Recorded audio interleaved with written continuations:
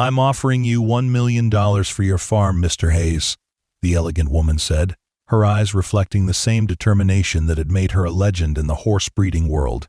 Daniel Hayes stared at her in disbelief, his calloused hands gripping the kitchen table for support. Just 3 weeks ago, she had been nothing more than a stranded traveler seeking shelter in his dilapidated barn. Now she was offering to transform his failing family legacy into something greater than he could have ever imagined. As Daniel gazed out the window at his drought-stricken fields and the old barn where his last remaining horse stood, he faced the most important decision of his life. Would he hold on to the failing farm that had been in his family for generations, or would he partner with this fascinating stranger who seemed to see potential where he only saw despair? Before we carry on, please hit the subscribe button to make my day, and let me know where you are watching from in the comments. The morning sun crept gradually over the eastern horizon, casting long shadows across Daniel Hayes' drought-parched fields. At 42, his weathered face told the story of a man who had battled the elements for too long. The last 3 years of relentless drought had broken many farmers in the region, and Daniel was barely holding on. His once thriving horse farm had dwindled to a single aging mare and fields that refused to yield enough to sustain a proper operation. Daniel rose before dawn, as he had every day since inheriting the farm from his father 15 years ago. He splashed cold water on his face from the basin in his modest farmhouse bathroom, the pipes groaning in protest. The house itself, like everything else on the property, needed repairs he couldn't afford. The kitchen faucet had been leaking for months, the roof needed patching, and the porch stairs creaked dangerously under even the lightest footstep. After a simple breakfast of toast and black coffee, Daniel pulled on his worn work boots and headed out to tend to his remaining mare, Willow. The old barn, once home to 12 prized quarter horses, now echoed with emptiness as his boots scuffed against the concrete floor. Willow nickered softly in greeting as he approached her stall. "Morning, old girl," Daniel murmured, running a gentle hand down her chestnut neck. "Just you and me again today." Willow had been his father's favorite, and Daniel couldn't bring himself to sell her, even when the feed bills mounted and the bank statements arrived in increasingly urgent red envelopes. She was the last connection to the farm's better days, when Hayes quarter horses had been known throughout the county for quality stock. As he forked fresh hay into Willow's stall, Daniel mentally calculated his dwindling finances. The property tax bill was coming due, and the small savings account he'd maintained was nearly depleted. His part-time job at the hardware store in town helped, but it wasn't enough. Something would have to give soon. After finishing the morning chores, Daniel climbed into his aging pickup truck and headed down the long gravel driveway toward town. The truck's engine protested, adding another worry to his growing list. Replacing it would be impossible right now. The small agricultural community of Cedar Ridge had seen better days too. Main Street featured more empty storefronts than open businesses, a reflection of the economic struggles the prolonged drought had brought to the region. Daniel nodded to a few familiar faces as he parked in front of Guthrie's Hardware, where he worked 3 days a week. "Morning, Joe," he called to the owner as he entered the store, the bell above the door announcing his arrival. Joe Guthrie, a man in his 60s, with a perpetual smile despite his own business struggles, waved from behind the counter. "Daniel, just in time. Got a delivery coming in an hour. Mind helping unload when it gets here?" "No problem," Daniel replied, donning the store's red apron. He appreciated the work, even if it wasn't what he'd imagined for himself. His father would have been disappointed to see a Hayes working for someone else instead of building the family legacy. But times had changed. The morning passed with the usual routine of helping customers, restocking shelves, and assisting with household repairs that locals couldn't manage themselves. Daniel had a knack for fixing things, a talent that had kept his own farm functioning despite its deteriorating condition. During his lunch break, Daniel sat on the bench outside the hardware store, unwrapping the sandwich he'd prepared that morning. The October air carried a hint of the coming winter, and dark clouds gathered on the horizon, promising rain that the parched land desperately needed, but that would likely bypass them again, as it had so many times before. His phone buzzed in his pocket, and Daniel checked the screen with a sense of dread. It was the bank again. He silenced the call, knowing he was only delaying the inevitable. The farm was 3 months behind on its mortgage payments, and the bank's patience was wearing thin. By late afternoon, as Daniel prepared to close the store, the sky had darkened considerably, and the wind had picked up, bending the trees along Main Street. The promised storm was finally arriving, and it looked more serious than the forecast had predicted. "You might want to head home early," Joe suggested, glancing worriedly at the sky through the store window. "That looks like it could get nasty." Daniel nodded, grateful for his employer's understanding. "Thanks, Joe. I'll open tomorrow to make up for it. Don't worry about it. Just get home safe." The drive back to the farm was tense, with wind buffeting the truck and the first heavy raindrops beginning to fall. By the time Daniel turned onto his property, the storm had intensified into a full-blown downpour, complete with lightning that illuminated the darkened landscape in brief, blinding flashes. His first concern was for Willow. Daniel parked hastily and ran to the barn, rain soaking through his jacket within seconds. The old building groaned under the assault of the wind, but it had weathered worse storms over its 100-year existence. Inside, Willow was agitated, rolling her eyes and pacing her stall. Daniel spoke soothingly to her as he checked that the roof wasn't leaking too badly. A few drops came through in the usual spots, but nothing serious enough to worry about. "It's all right, girl. Just a storm. It'll pass." As he reassured the mare, Daniel heard an unexpected sound over the rain pounding on the roof, the rumble of an engine approaching. Curious and slightly concerned, he moved to the barn door and peered out into the storm. Headlights cut through the curtain of rain, illuminating a sleek black SUV that was decidedly out of place on his rural property. The vehicle pulled up near the barn and stopped, its wipers working furiously against the downpour. Daniel stepped out, shielding his eyes against the rain as the driver's door opened. A slim figure emerged, immediately assaulted by the wind and rain. The visitor was a woman, he realized, as she struggled with what appeared to be a large duffel bag from the back seat. Without thinking, Daniel rushed forward to help. "Hey, get inside!" he shouted over the storm, gesturing toward the barn. The woman looked up, seemingly startled by his appearance, but quickly nodded and followed him, clutching her bag. Once inside the relative shelter of the barn, they both stood dripping on the concrete floor, catching their breath. In the dim light, Daniel could see his unexpected visitor more clearly. She appeared to be in her late 30s, with shoulder-length dark hair, now plastered to her head from the rain. She wore expensive-looking riding boots, jeans, and a soaked leather jacket. Despite her bedraggled appearance, there was something immediately striking about her confidence in her posture and a sharpness in her dark eyes as they assessed the barn. "Thank you," she said, her voice carrying a slight accent he couldn't immediately place. "I was trying to outrun the storm, but it caught me.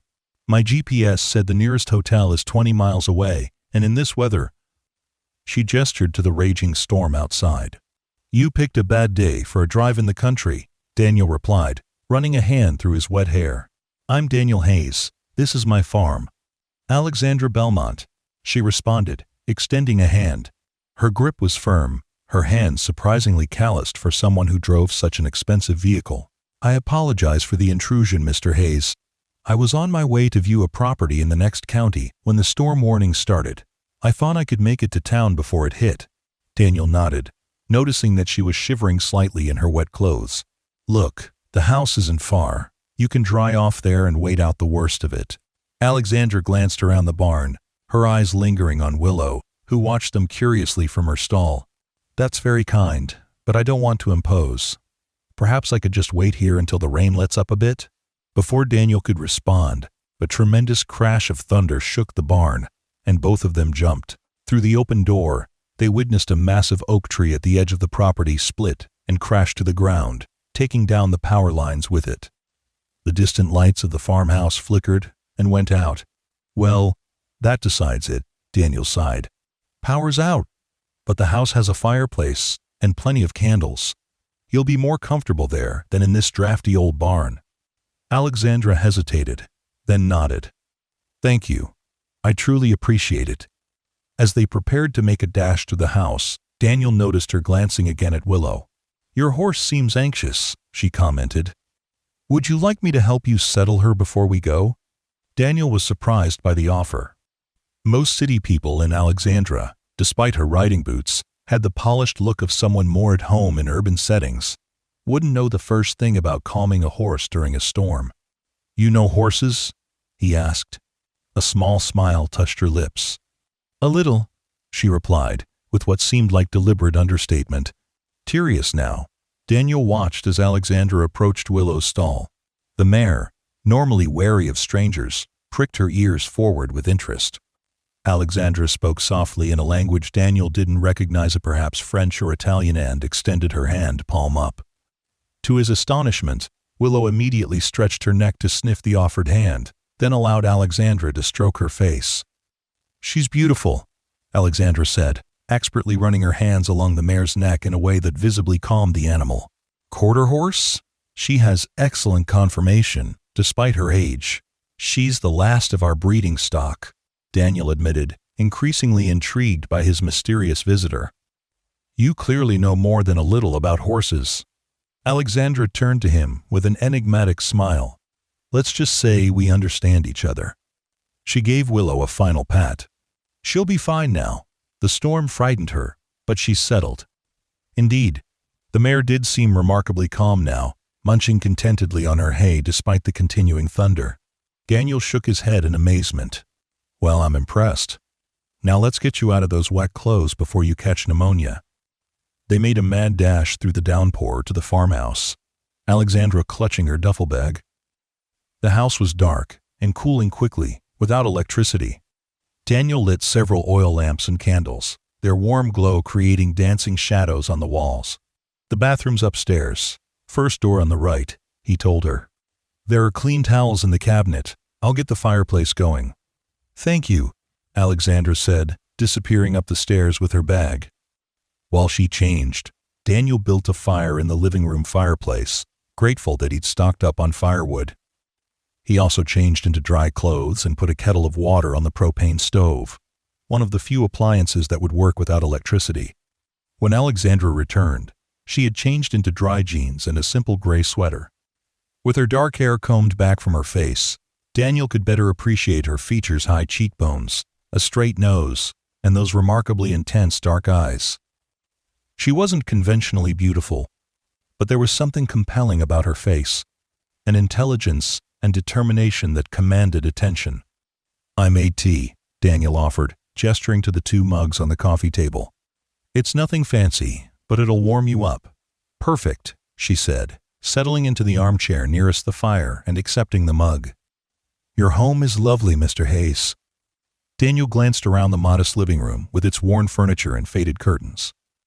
The compliment seemed misplaced, but she appeared sincere. "It's seen better days," he admitted. "Been in my family for 3 generations. You can tell it has history," Alexandra replied, sipping her tea. "Those are often the best homes." The conversation flowed surprisingly easily as the storm continued to rage outside. Daniel learned that Alexandra was indeed involved with horses. She mentioned working with various breeding operations without elaborating much.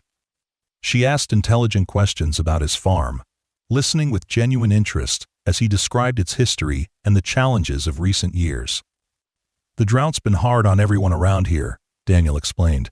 "Used to be we had 20 horses at any given time, quality quarter horses for working ranches, some for show.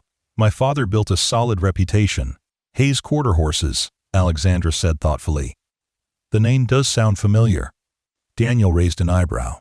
"Really? We were known regionally, but never that big." She shrugged. "I've been in the industry a long time. You pick up names." As the evening wore on, Daniel found himself enjoying the unexpected company. It had been a long time since he'd had a visitor, even longer since he'd had a real conversation with someone who understood horses and farm life. Most of his social interactions these days were limited to transactions at the hardware store, or brief exchanges with neighbors equally beaten down by economic hardship. Alexandra was different, engaged, knowledgeable, and surprisingly easy to talk to, despite her somewhat reserved manner. She didn't volunteer much about herself, deftly turning questions back to him or to general topics, but Daniel didn't mind. There was something refreshing about her presence, like a breeze from a different world. By 10 o'clock, It became clear that the storm wasn't letting up. Roads would be flooded, possibly with downed trees, like the one that had taken out his power lines. "I'm afraid you're stuck here for the night," Daniel said apologetically. "The guest room isn't much, but it's clean. I can put fresh sheets on the bed." Alexandra looked momentarily uncomfortable. "I hate to impose further. It's no imposition," Daniel assured her. "Can't send you out in this, and I wouldn't want anyone driving these back roads in the dark even in good weather. They can be treacherous if you don't know them." She smiled gratefully. "Then I accept. Thank you." After preparing the guest room, Daniel bid his unexpected visitor good night. As he lay in bed listening to the continuing storm, he found himself puzzling over Alexandra Belmont. There was more to her than she was letting on. Her knowledge of horses was clearly professional, not casual, and her expensive SUV and subtle accent suggested a life very different from the struggling farmers of Cedar Ridge. But whatever her story, her presence had briefly lifted the gloom that had settled over him in recent months.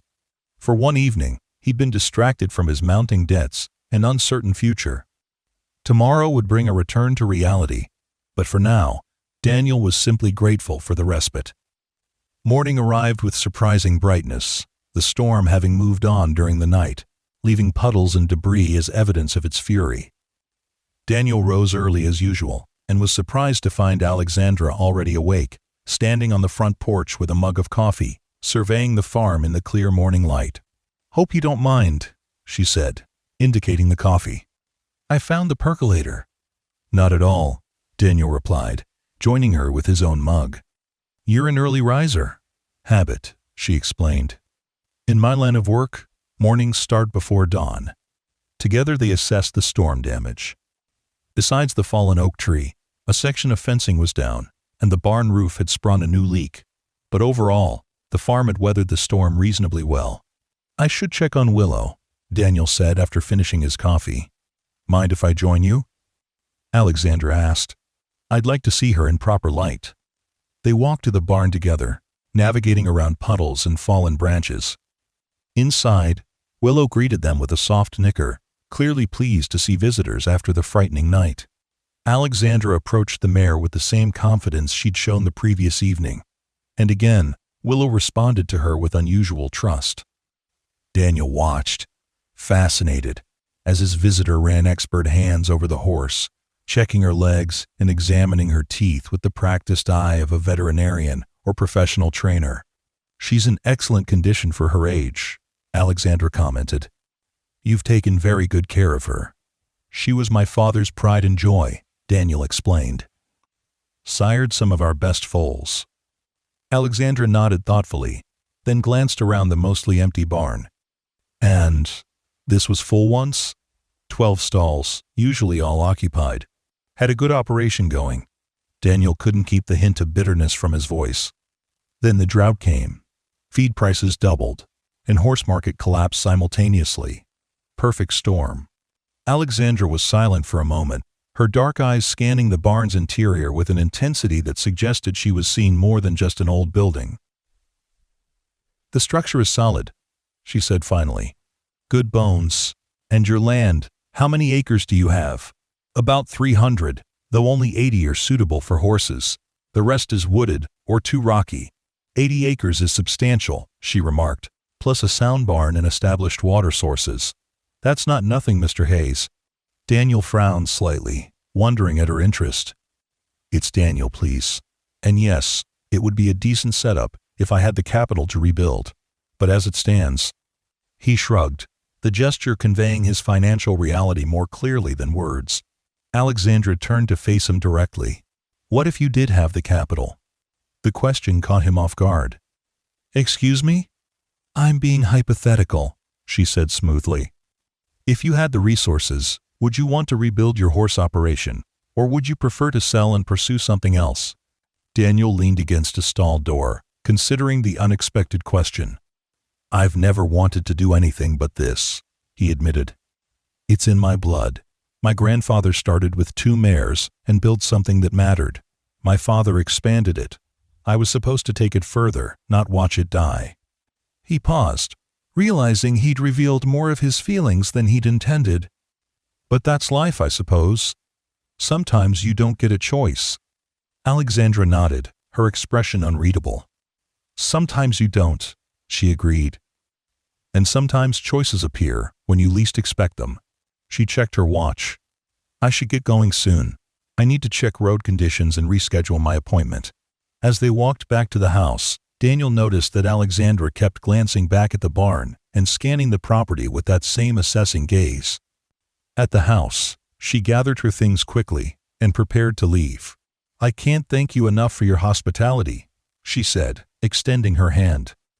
You took in a stranger during a storm without hesitation. That's rare these days. Daniel shook her hand, surprised again by the strength in her grip. Anyone would have done the same. We both know that's not true, she replied with a small smile. She reached into her jacket pocket and pulled out a business card, offering it to him. If you ever need anything, please don't hesitate to call. Daniel accepted the card automatically, glancing down at it. The card was elegant in its simplicity, thick cream-colored stock, with only a name, phone number, and a small embossed logo of a horse's head. Alexandra Belmont, Belmont Equestrian.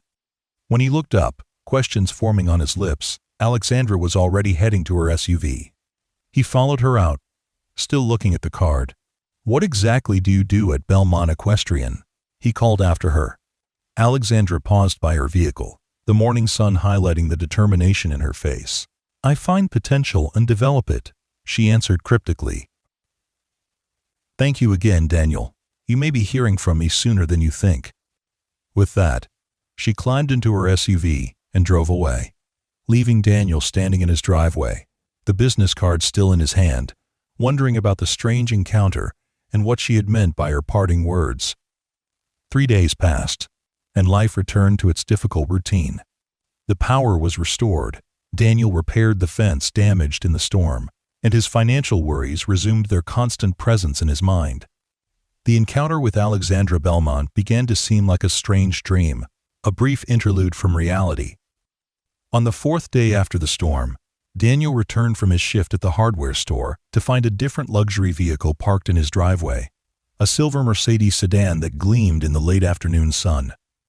As he pulled up, Alexandra emerged from the car, dressed more formally than before in tailored pants and a blazer, her dark hair pulled back in a sleek ponytail. Ms. Belmont? He greeted her, surprised. I wasn't expecting to see you again. I said you might hear from me sooner than you thought, she reminded him with that same enigmatic smile. Do you have time for a conversation, Daniel? A real one, about business? Intrigued and slightly wary, Daniel nodded. Sure, come in. Inside the farmhouse, Alexandra declined his offer of coffee and instead got directly to the point, her manner more businesslike than during her previous visit. I wasn't entirely forthcoming about who I am when we met, she began, sitting at his kitchen table. The storm was unexpected, but I was in this area specifically to look at your property. Daniel frowned. My property? It's not for sale. Not officially, Alexandra agreed. But it's no secret locally that you're facing financial difficulties. Word travels in agricultural communities. Her direct approach was startling but not unkind.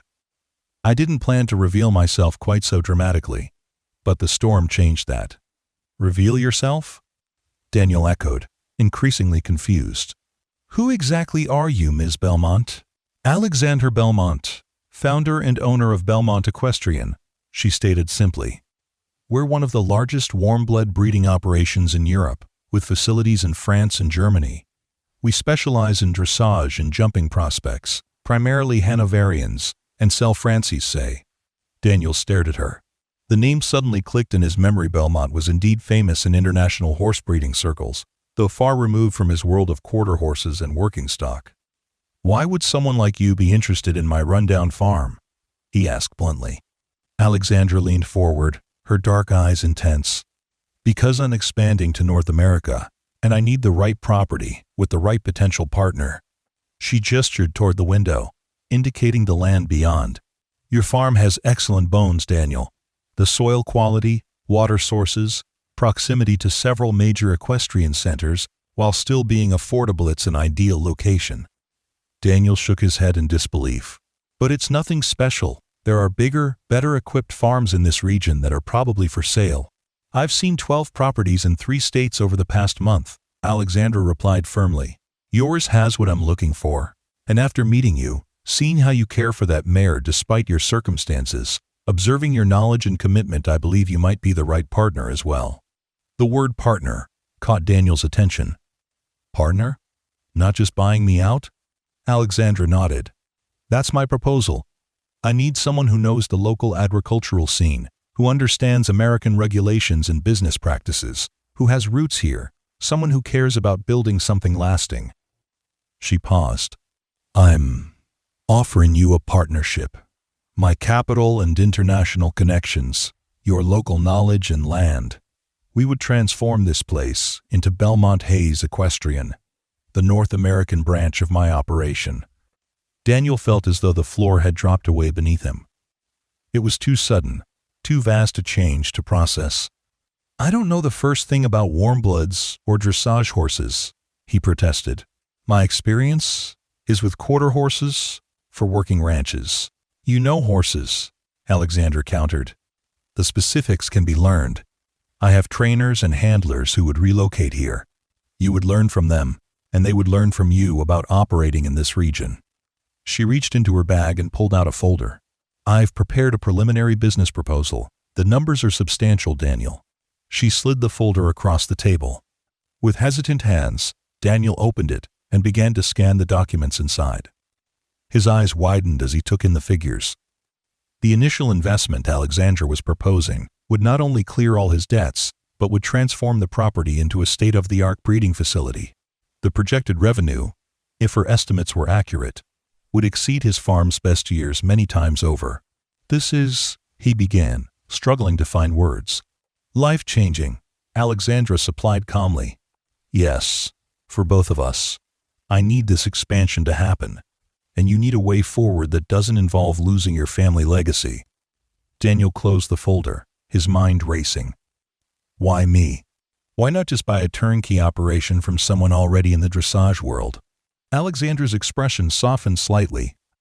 Because authenticity matters in this business. Your farm has history, roots. It has weathered storms, literally and figuratively. That resonates with clients looking for stability and tradition. She paused. And frankly, I trust my instincts about people. You impressed me, Daniel Hayes. It was too much to process at once. Daniel stood and walked to the window, looking out at the land that had been in his family for generations. Land that he had been slowly losing, watching it slip away with each missed mortgage payment. I need time to think, he said finally. This isn't a decision I can make on the spot. Alexandra nodded, seemingly unsurprised. Of course. Take a week. Look through everything in that folder. Research my operation. I encourage it. Call some of the references I've included. She rose from the table. I'm staying at the Cedar Ridge Inn. You can reach me there, or on my cell when you're ready to talk further. As she prepared to leave, Alexandra paused at the door. One more thing, Daniel. This offer won't be on the table indefinitely. I need to establish the North American operation within the next 6 months to meet breeding schedules. If not here, it will have to be elsewhere. After she left, Daniel sat at his kitchen table for a long time. The folder opened before him, its contents simultaneously terrifying and exhilarating. The practical side of him knew this was an opportunity beyond anything he could have hoped for, a way to save not just the land, but the legacy his grandfather and father had built. The proud, independent farmer in him, however, balked at the idea of becoming someone else's partner, of changing the essential nature of Hayes Farm. Over the next few days, Daniel did exactly as Alexandra had suggested. He researched Belmont Equestrian extensively, finding impressive coverage in international equestrian magazines and numerous championship results for horses bearing the Belmont prefix.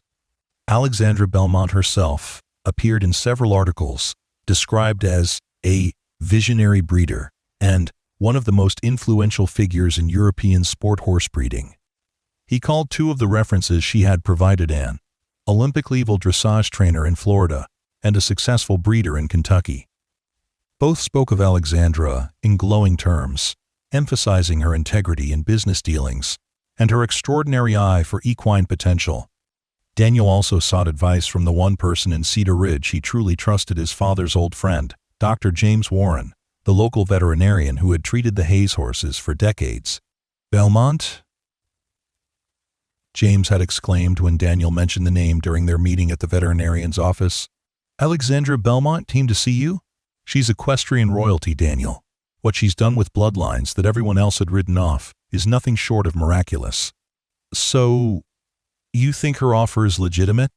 Daniel asked, still struggling to believe that someone of Alexandra's stature would be interested in his modest operation. James leaned back in his office chair, his white eyebrows raised in surprise. "If Alexandra Belmont wants to partner with you, it's not only legitimate, it's the opportunity of a lifetime. That woman doesn't make mistakes about horses or business." By the 6th day after Alexandra's visit, Daniel had made his decision. He called the number on her business card, and they arranged to meet at his farm the following morning. Alexandra arrived precisely on time, dressed more casually than during her business proposal visit, but still with that air of quiet confidence that seemed to define her. They walked the property together, discussing potential improvements and renovations that would be necessary to transform the farm into a warm-blood breeding facility. The main barn would need to be expanded, Alexandra noted as they stood inside the structure. "We'd need at least 20 stalls of larger dimensions, a proper breeding area, and better ventilation systems." Daniel nodded, beginning to see the potential through her eyes. The north field would be good for expansion. Soil's better there, and it's protected from the worst of the winter winds. "Exactly what I was thinking," Alexandra agreed, looking pleased. "We'd also need to construct an indoor arena for year-round training and evaluation of the young stock." As they continued their tour, Daniel found himself increasingly engaged with the vision Alexandra was describing. Her knowledge was impressive, and she listened with genuine interest to his suggestions about the property's unique characteristics. When they finally returned to the house, Daniel was ready to give his answer. "Before I tell you my decision," he began as they sat at his kitchen table, "I need to know something. Why North America? Why now? You're already successful in Europe." Alexandra considered the question carefully before answering. "Several reasons. The North American market for quality sport horses is growing rapidly, but still underserved compared to Europe. Transportation costs and quarantine requirements make importing expensive and complicated. Having a breeding operation here makes strategic sense." She paused, then continued with a hint of something more personal in her voice. "But it's more than just business. I built Belmont for nothing after leaving my family's failing farm in France at 18. I know what it means to watch something you love slip away, Daniel. This expansion isn't just about profit, it's about creating something meaningful in a new place, establishing roots that go deeper than just business." Her unexpected vulnerability struck a chord with Daniel. Despite her success and confident exterior, Alexandra Belmont understood loss and struggle. Perhaps that explained why she had seen potential in his failing farm when others would have dismissed it. "I accept your offer," he said simply. "I want to partner with you." Relief and pleasure crossed Alexandra's face. "You won't regret it," she promised, extending her hand across the table. As they shook hands, sealing their agreement, Daniel felt an unfamiliar sensation, hope, mixed with the exhilarating fear of stepping into something entirely new. He had been prepared to lose everything. Instead, he was about to embark on rebuilding it into something he could never have imagined. The transformation of Hayes Farm into Belmont Hayes Equestrian began almost immediately. Within 2 weeks of their agreement, architects and contractors descended on the property, measuring and planning the extensive renovations. Alexandra had not exaggerated about the speed or scale of the changes to come. The legal details were handled by Alexandra's efficient team of attorneys, who drew up partnership agreements that were fair and transparent. Daniel retained ownership of the land while granting Belmont E.F. Equestrian a long-term operational lease and profit-sharing arrangement. His mortgage was paid in full as part of the initial investment, lifting the weight of debt that had been crushing him for years. As autumn deepened toward winter, the first major construction began, a state-of-the-art barn with 24 spacious stalls, built adjacent to the original structure, which would be renovated rather than replaced, at Daniel's request. "The old barn has history," he had explained to Alexandra, My grandfather built parts of it with his own hands. I'd like to preserve that if we can." Alexandra had agreed readily. History matters in this business. Clients like to see that connection to the past, that continuity. By December, the basic structure of the new barn was complete, and work began on the indoor arena. Alexandra divided her time between Cedar Ridge and her European operations, staying for weeks at a time to oversee the developments, then returning to France to handle matters there. During her absences, Daniel found himself missing their conversations. Alexandra had a way of challenging his thinking while respecting his experience, pushing him to see beyond the limitations he had accepted for so long. When she was present, the farm hummed with purpose and direction. As the physical transformation of the property progressed, Daniel immersed himself in learning everything he could about warm-blood breeding and the international sport horse market. Alexandra provided books, videos, and arranged for him to visit several established operations in Kentucky and Florida. He was a quick study, his lifetime of horse experience providing a solid foundation for this specialized knowledge. By early spring, the main construction was complete, and the farm was ready for its new purpose. The newly renovated property was impressive. The expanded barn, with its spacious, airy stalls, the indoor arena with perfect footing for developing young horses, new paddocks with safe, attractive fencing, and a renovated farmhouse that maintained its character while featuring modern updates to the kitchen and bathrooms. Throughout the process, Alexandra had been conscientious about preserving the elements of the farm that mattered to Daniel, including setting aside a special paddock and comfortable stall for Willow, who observed all the changes with equine curiosity. "She's the farm matriarch," Alexandra had declared. "Every breeding operation needs a wise old mare to teach the youngsters manners."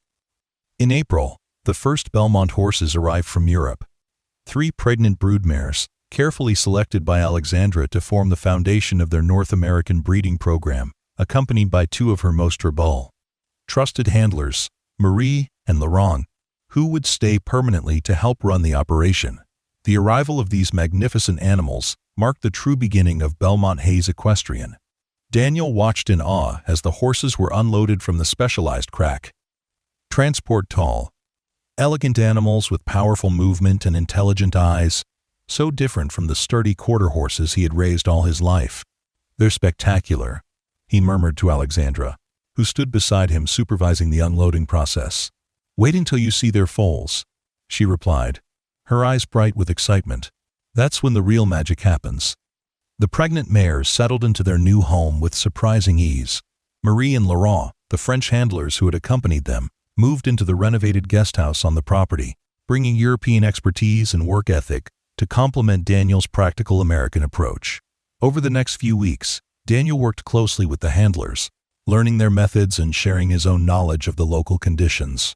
There were occasional tensions as different horse management philosophies collided, but Alexandra mediated skillfully, helping the team find the best approaches that combined European tradition with American practicality. "In France, we would never" became a common phrase from Laurent, usually followed by Daniel's equally common response. "Well, in Cedar Ridge, we have to consider." Despite these cultural adjustments, a mutual respect developed. The French handlers appreciated Daniel's deep knowledge of the land and its particular challenges, while Daniel admired their meticulous attention to the horse's development and well-being. Alexandra divided her time between the farm and business trips to equestrian centers around North America, establishing connections and promoting their upcoming breeding program. Her reputation preceded her, generating significant interest in what Belmont Hayes would produce. "People are already asking about foals that haven't even been born yet," she told Daniel one evening as they reviewed the farm's progress in their office in the renovated farmhouse. "We have waiting lists for breeding contracts with mares we haven't even purchased." Daniel shook his head in amazement. "It's a different world from quarter horses. We were lucky to sell yearlings for a few thousand. You're talking 5 or 6 figures for unborn foals." Alexandra nodded. "Quality commands its price, and our first crop of American-born foals will set the standard for everything that follows." She looked at him seriously. "That's why these next few months are crucial. We're establishing our reputation in this market." In May, the first of the imported mares gave birth a leggy colt with his mother's elegant head and his sire's powerful hindquarters. Alexandra was present for the birth, having flown in from New York specifically for the occasion. Daniel watched in admiration as she assessed the newborn with an expert eye, checking his conformation and movement even in these first hours of life. "He's excellent," she pronounced, her smile revealing genuine pleasure. "Look at the angle of his shoulder, the length of his cannon bones. He'll be athletic." Daniel could see it too, now that he knew what to look for. Months of intense study and Alexandra's patient teaching had honed his eye for the qualities prized in dressage and jumping prospects. "They named the colt Belmont Hayes Prometheus because he's carrying the fire of our new beginning," Alexandra explained. The birth announcement, featuring professional photographs of the striking colt, was shared on the farm's newly established social media accounts. The response was immediate and enthusiastic. Equestrian publications requested interviews, and potential clients began scheduling visits to see the new operation firsthand. By midsummer, all 3 imported mares had delivered healthy foals, and Alexandra had arranged for the purchase of 4 additional broodmares, and leased 2 proven stallions to stand at the farm for the upcoming breeding season. The operation was growing faster than either of them had initially planned, driven by unexpected demand and Alexandra's willingness to accelerate their investment when opportunity presented itself. The transformation of Daniel's life was as dramatic as the transformation of his property. Where once he had worked alone, struggling to maintain a failing operation, he now oversaw a team of 6 employees. Where once he had worried about making minimum payments on his mortgage, he now managed a substantial operating budget with Alexandra's guidance. Most significantly, where once he had seen only an inevitable decline, he now participated in building something with a future. The daily work was harder in many ways. Longer hours, more responsibilities, a steeper learning curve than he had faced in years, but it was deeply satisfying in a way his previous struggle had not been. Not everything proceeded smoothly, of course. Cedar Ridge was a small, traditional farming community, and the sudden transformation of the Hayes property into an elite, European-style equestrian center generated mixed reactions.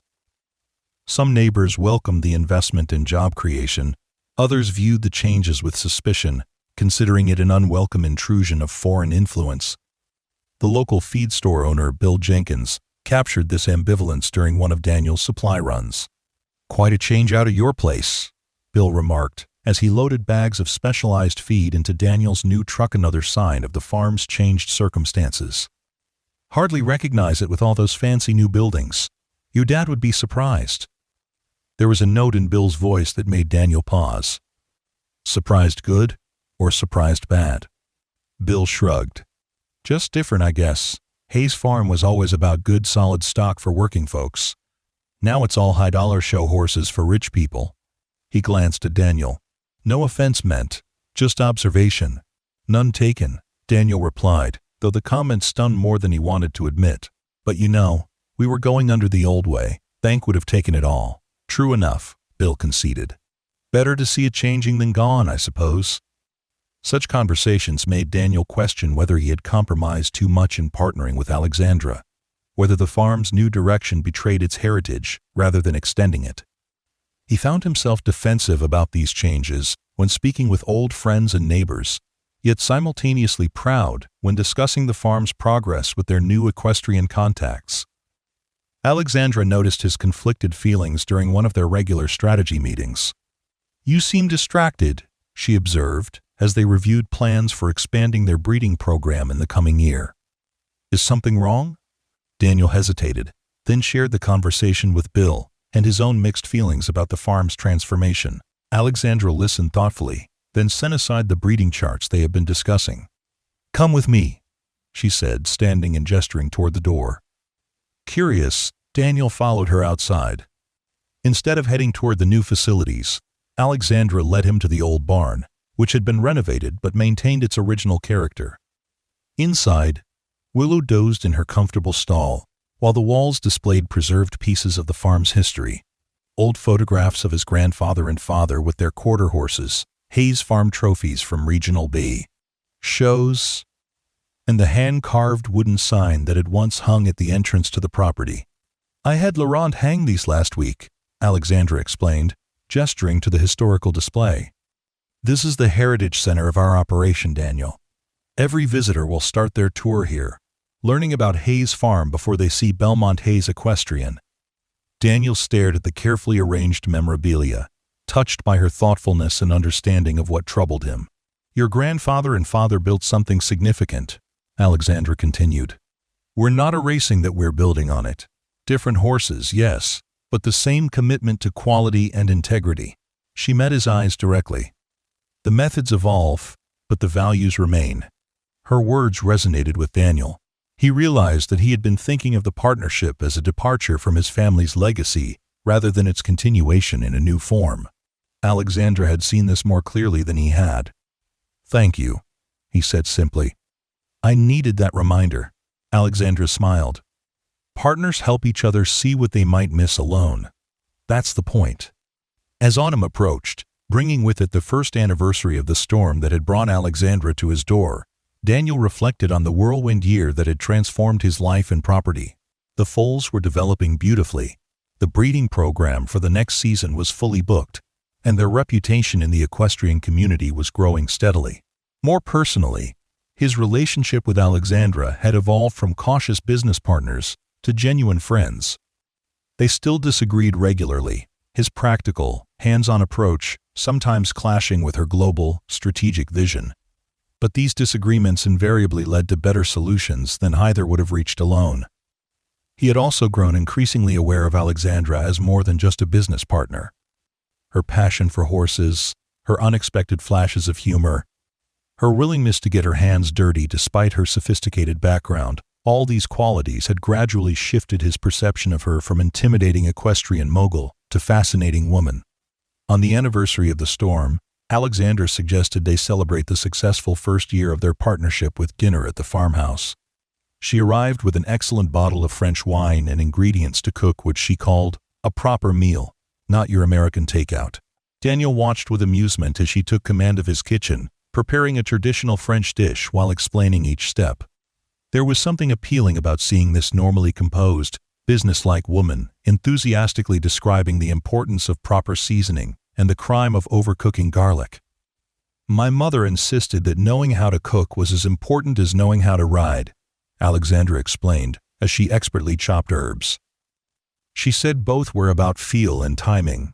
Impossible to teach from books alone." "Your mother sounds wise," Daniel commented, leaning against the counter and sipping the wine Alexandra had poured. "You don't talk about your family much." A shadow crossed Alexandra's face briefly. "There's not much to tell. My parents had a small horse farm in Normandy, beautiful land, but they struggled financially. My father was a traditionalist, resistant to changing with the market." She focused intently on stirring the sauce. "When I suggested new approaches, bringing in different bloodlines, modernizing our breeding program, he refused. Said I was too young, too female, too influenced by American business ideas." Daniel raised an eyebrow. "Too female?" Alexandra shrugged, but he could see the old hurt beneath her casual gesture. "Rural France can be very traditional. As the only daughter, I was expected to marry a neighboring farmer and support his ambitions, not pursue my own." "So you left," Daniel surmised. "At 18, she confirmed. "I apprenticed at major breeding farms across Europe, learning everything I could. Worked my way up from mucking stalls to managing breeding programs. Saved every euro." Her expression softened with reminiscence. "When I was 26, I scraped together enough for a down payment on a small property and one exceptional mare, the foundation of Belmont Equestrian." "And your parents?" "My father never forgave what he saw as betrayal. My mother," Alexandra paused. "She sent me that mare, secretly. Said she believed in my vision even if she couldn't openly support it." She looked up from her cooking, meeting Daniel's eyes. "The farm failed 2 years after I left. Bank took it, just as yours nearly did. My father blamed me. Said my departure cursed them." "That's not fair," Daniel protested. "No," Alexandra agreed. But grief and pride rarely are fair. He died, still believing I had abandoned our heritage, rather than finding a new way to honor it. She tasted the sauce, added a pinch of salt. That's why this partnership matters to me, Daniel. You had the courage and wisdom to adapt, to see that preserving legacy sometimes means reimagining it. The revelation of her personal history placed their partnership in a new light.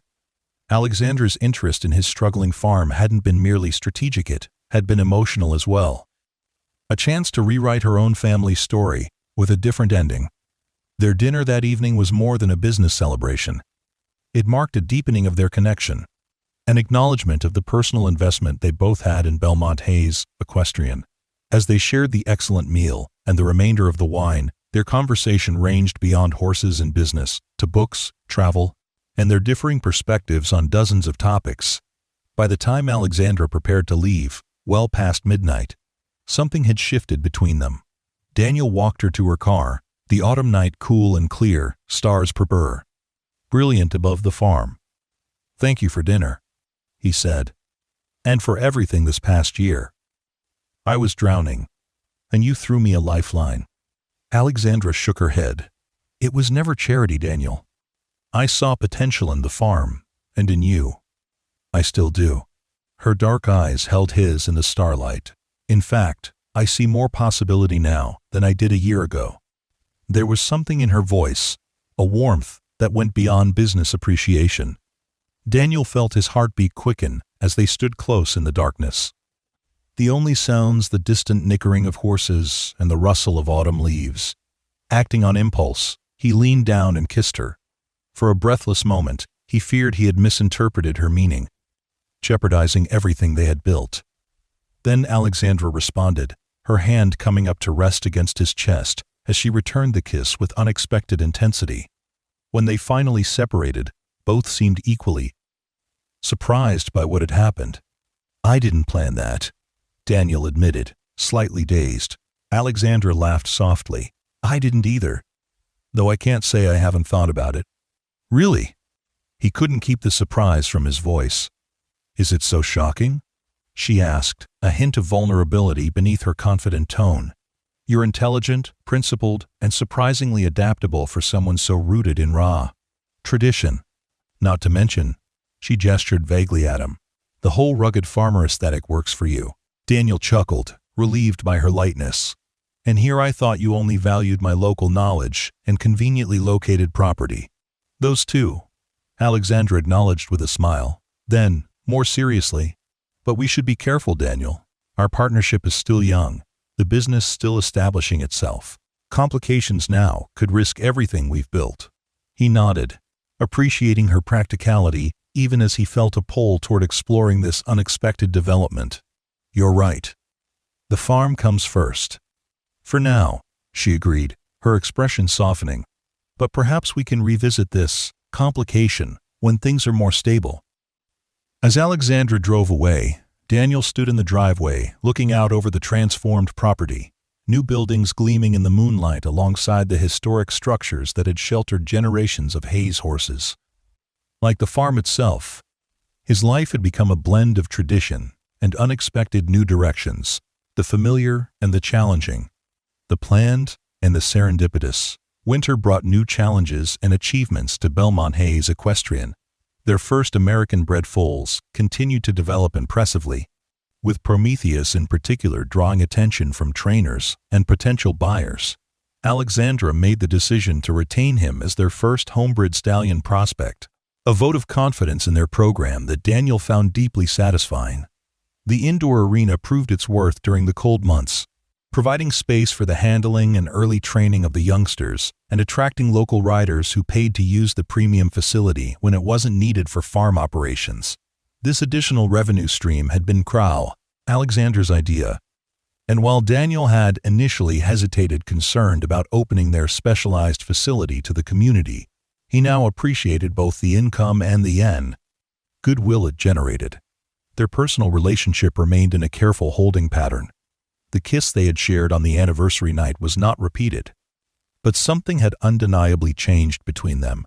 There were moments of lingering eye contact, conversations that flowed from business to personal topics with increasing ease, and a growing comfort in each other's presence that went beyond professional camaraderie. Alexandra continued to divide her time between Cedar Ridge and Europe, but her stays at the farm grew longer, while her absences shortened. She rented a small house in town rather than continuing to stay at the local inn, a sign of her increasing commitment to being present for the Operation Sow. By spring, as they prepared for their second foaling season, the business had stabilized enough that Daniel found himself thinking more frequently about Alexandra's words on that autumn night, about revisiting the complication when the time was right.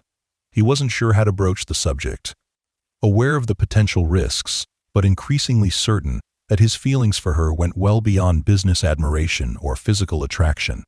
The decision was taken out of his hands when Alexandra returned from a 2-week trip to France with unexpected news.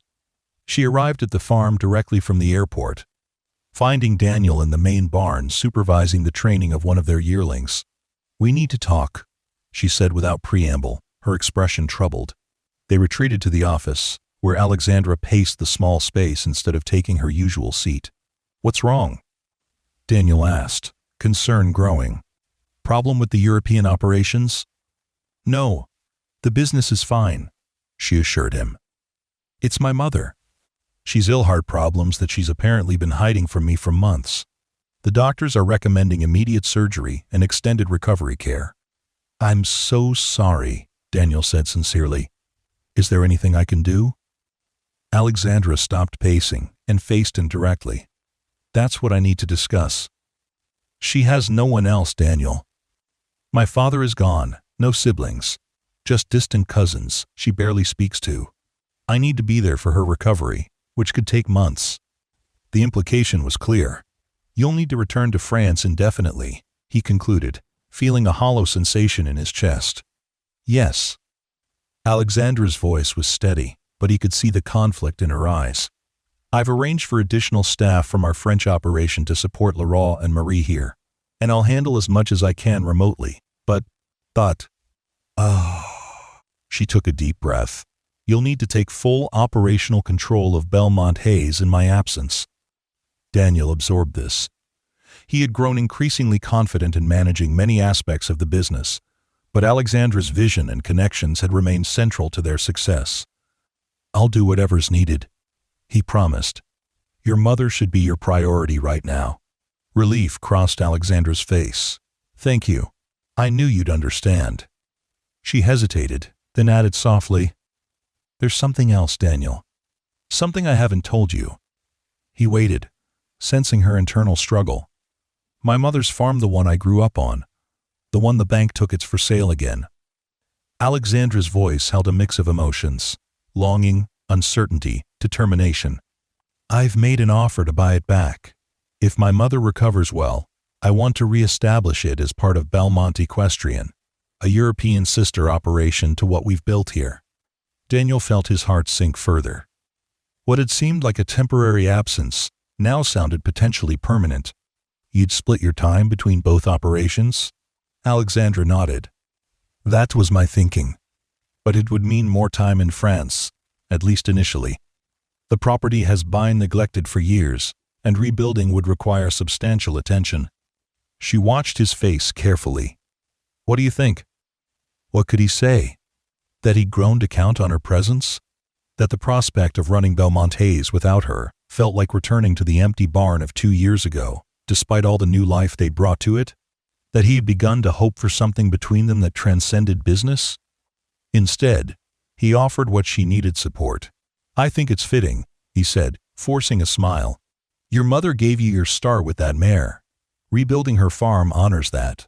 Alexandra studied him for a long moment. "Is that all you have to say?" she asked quietly. Daniel hesitated. "What else would you want me to say?" She took a step closer. "Perhaps that you'll miss me? That what we started building here on, I don't mean the farm, matters to you?"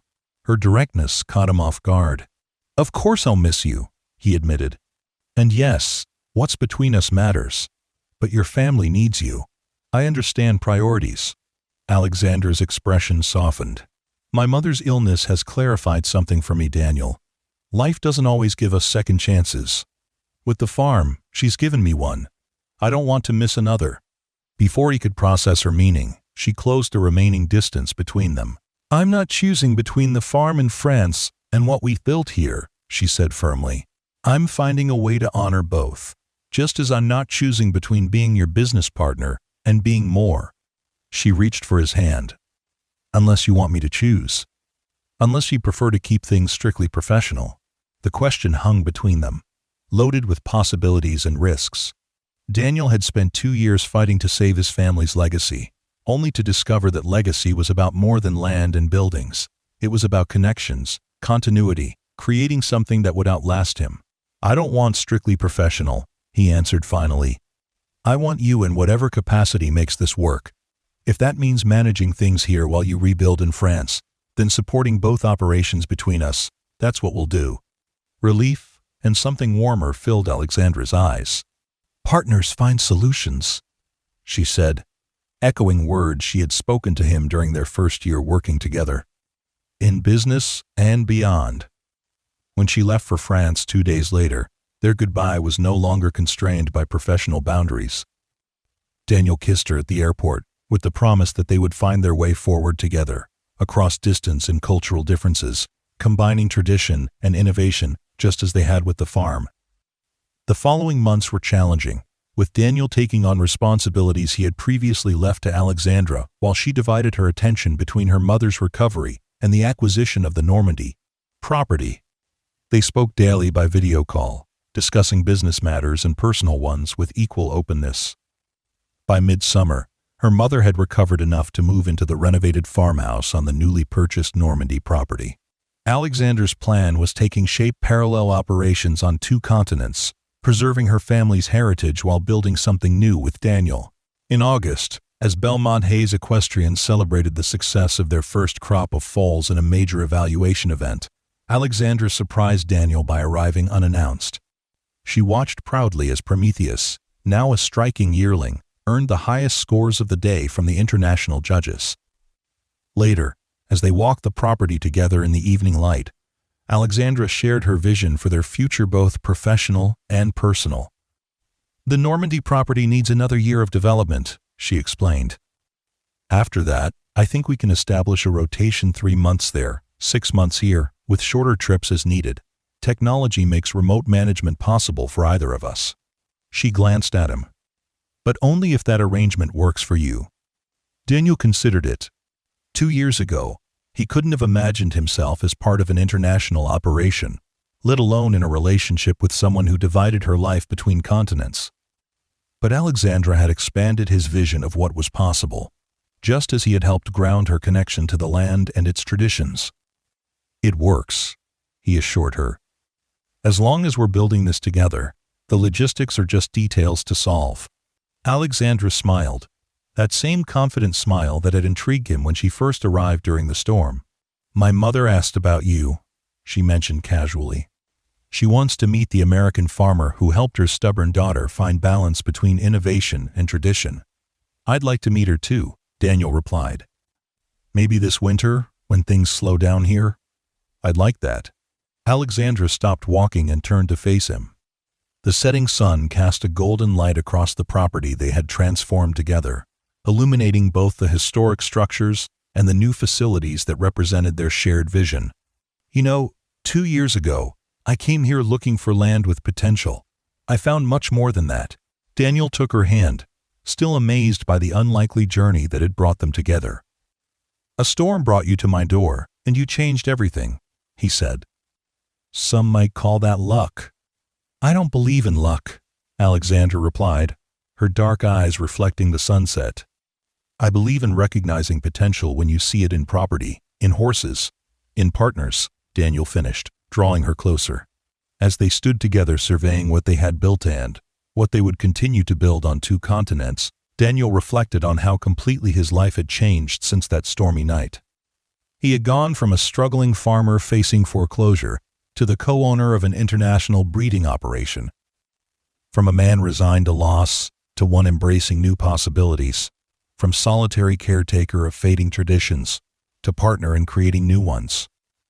The journey hadn't been easy, and challenges certainly lay ahead. Their operation would face competition, market fluctuations, the unpredictable nature of working with living creatures.